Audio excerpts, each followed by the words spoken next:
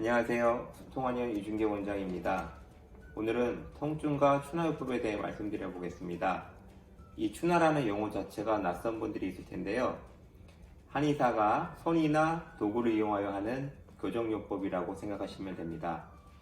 저는 2002년에 한의과대학 본과 3학년, 즉 5학년이었는데요. 이때 학교 추나연구회에 가입하면서 추나를 배우기 시작했으니까 이제 시작한 지는 거의 20년 가까이 됐고, 또 거의 매해 강의나 세미나에 참석해서 다양한 기술들을 배우고 저만의 방식으로 가다듬었으니 꽤 오랜 시간 동안 추나를 해왔다고 볼 수 있습니다. 그럼에도 불구하고 한동안은 이 추나요법을 적극적으로 사용하지는 않았습니다. 왜냐하면 아픈 환자에게 교정을 딱 해주면 그 자리에서 바로 쫙 낫고 이렇게 되는 경우는 좀 드물더라고요. 통증에 대한 즉효성이 투자하는 시간과 노력 대비 좀 아쉽다는 생각을 했었던 것 같습니다. 여기서 잠깐 통증에 대해 말해보겠습니다. 우리는 왜 아픈 걸까요? 몸이 틀어져서요? 거북목이라서요? 좀 더 직접적인 이유는 대부분 조직의 손상이 발생하기 때문입니다. 예를 들어 보겠습니다. 발목을 삐끗했습니다. 뼈와 뼈 사이를 잡아주는 인대의 부분 손상 때문에 붓고 아파집니다. 이건 쉽게 이해가 가실 겁니다. 또 요즘에 많은 테니스 엘보는 근육이 뼈에 붙기 위한 힘줄 부위 또는 관절의 손상과 염증입니다.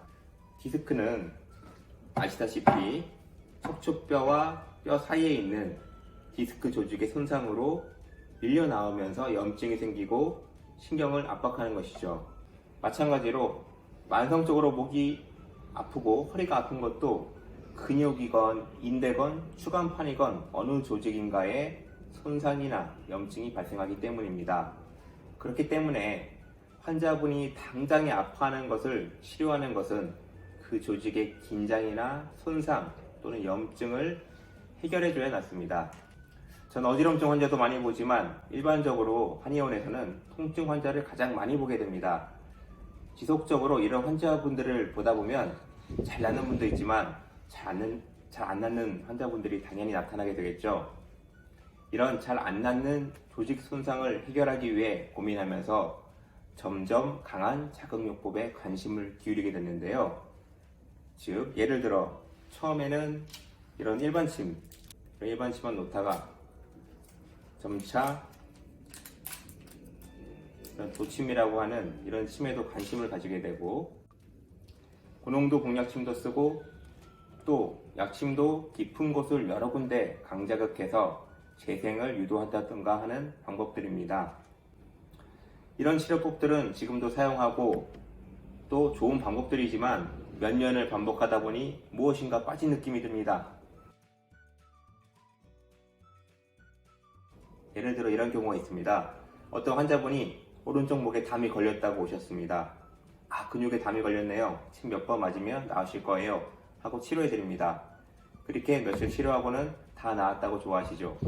그러다가 몇 달 뒤에 또 오십니다. 또 담이 걸려서 이번에는 오른쪽 날개뼈 있는 데까지 아프다고요. 또 며칠 침이나 약침 치료를 하시곤 좋아져서 안 오시죠. 이런 일이 반복되다가 몇 년이 지나서 이분이 오랜만에 오셨는데요. 이번에는 목이 아니라 다른 데 치료하러 오셨어요. 그래서 목은 어떠시냐고 하니까 1년 전에 갑자기 팔이 너무 아프고 저려서 병원에 갔더니 목 디스크라고 수술을 하셨다는 거죠. 그러면 이게 뭐였을까요? 목과 디스크는 생활하면서 반복적으로 서서히 손상되고 있었는데 당장에 아픈 것은 치료해드렸지만 이게 반복적으로 손상되는 것을 막지는 못했다는 생각이 드는 거죠. 이런 경험들을 통해서 통증도 단순히 그 조직의 염증과 손상뿐만이 아니라 좀 더 근본적인 치료가 필요하구나 라는 생각이 들 수밖에 없었던 거죠.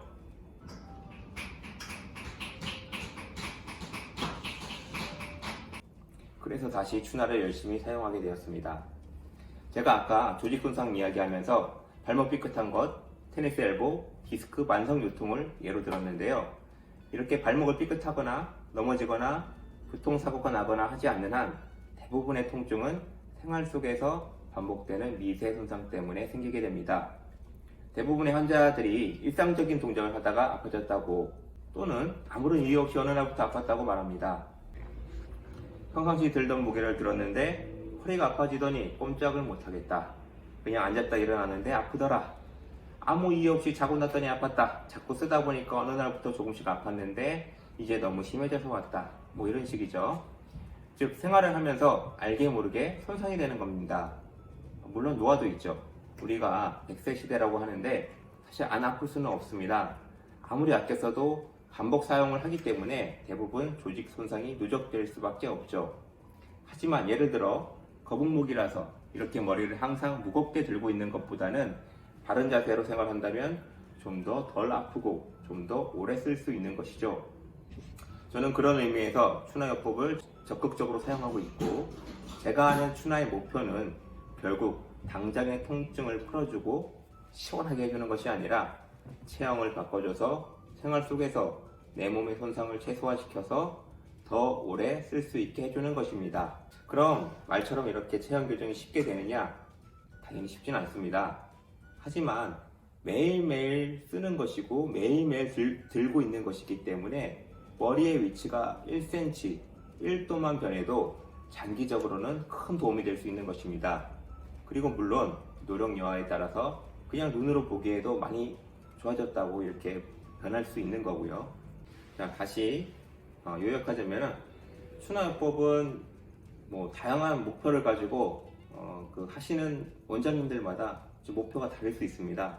저희 소통한의원의 목표는 통증은 반복 손상으로 대부분 발생한다. 그렇기 때문에 반복 손상의 원인을 최소화시키는 것을 추나의 치료 목표로 하고 있습니다. 오늘은 추나요법과 통증에 대해 말씀드렸습니다. 감사합니다.